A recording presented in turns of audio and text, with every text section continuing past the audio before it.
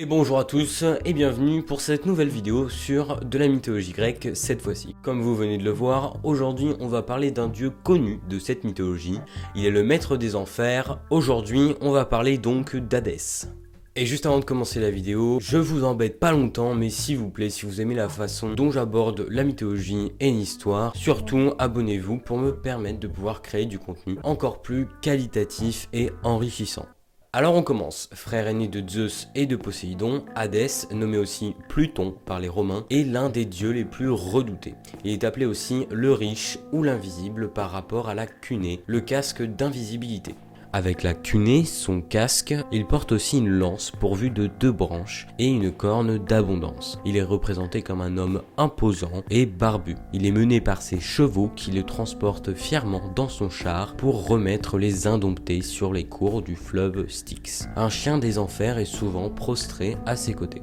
Il est le fils de Cronos et de Rhea. Ses frères et sœurs sont Hestia, Déméter, Héra et donc Zeus et Poséidon. Il est englouti avec ses frères et ses sœurs par son père, à l'exception de Zeus, sauvé par Rhea. Lors du partage du monde, après la titanomachie, la guerre entre les dieux et les titans, il choisit le monde souterrain des enfers.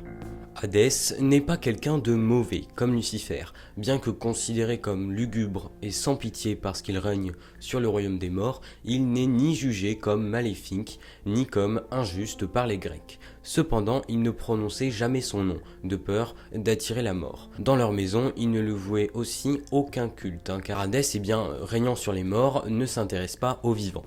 Il dirige son royaume avec fermeté, il ne permet à aucun mort de revenir chez les vivants, employant de terribles gardiens comme Cerbère. Aux côtés des juges des enfers Minos, Rhadamante et Aché, il préside le tribunal des enfers qui décide du sort des âmes des défunts.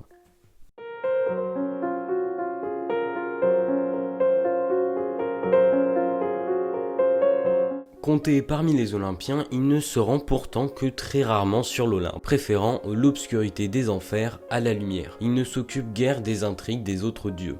Mais au fond, sa vie solitaire lui est très pénible à supporter. Il rompra son isolement avec Perséphone, la fille de Déméter, en l'enlevant pendant qu'elle cueillait des fleurs. Il lui fit manger de la grenade pour la lier aux enfers et donc inévitablement à lui.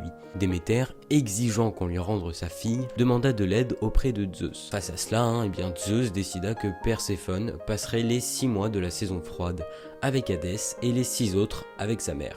En tant que reine des enfers, Perséphone régnera pourtant aux côtés d'Hadès de manière exemplaire, se montrant aussi ferme que lui. Dans une autre version, c'est Hécate, déesse de la lune et des morts, qui, une torche à la main, accompagne Déméter jusqu'à Hélios, le dénonciateur, puis, à travers les enfers, jusqu'au trône d'Hadès. Avec le soutien de Zeus, elle persuada le dieu infernal de libérer Perséphone les 6 premiers mois de l'année, durant le printemps et l'été. En échange, Déméter devra abandonner sa fille aux enfers les 6 mois de l'année restants, c'est-à-dire l'automne et l'hiver.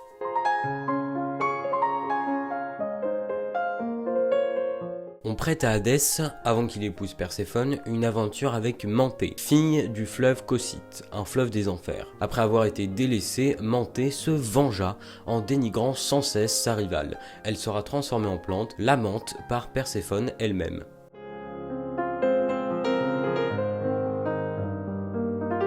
Il y avait très peu de lieux de culte qui lui étaient destinés. Le seul notable se situe à Élis, dans le nord-ouest du Péloponnèse, et un autre à Éleusis.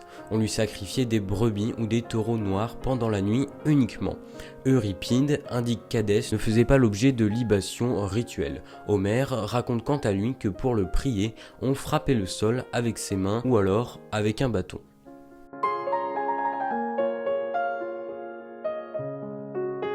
Dans le cinéma et la télévision, Hadès apparaît dans les films Percy Jackson, le 1 et le 2. Il apparaît aussi dans le film Disney 1997, Hercule, où il apparaît comme le principal antagoniste. Contrairement à Hadès mythologique, on va dire, cette version est une divinité maléfique, à la parole rapide et colérique. Il prévoit de renverser Zeus et de diriger l'univers, mais de tuer Hercule avant cela afin que le héros ne déjoue pas son complot.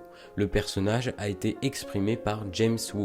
Dans les livres, Hadès apparaît encore une fois dans les romans Percy Jackson, mais fait aussi une brève apparition dans le livre Skin Game.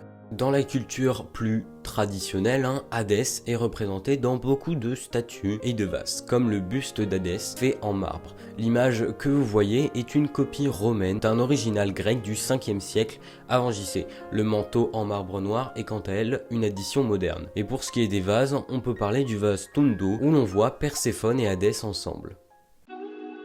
Et voilà, c'est la fin de cette vidéo, mais ne partez pas tout de suite. Si vous avez aimé la façon dont j'ai parlé d'Hadès, eh bien mettez un petit pouce bleu et n'hésitez pas à vous abonner si vous avez aimé cette vidéo.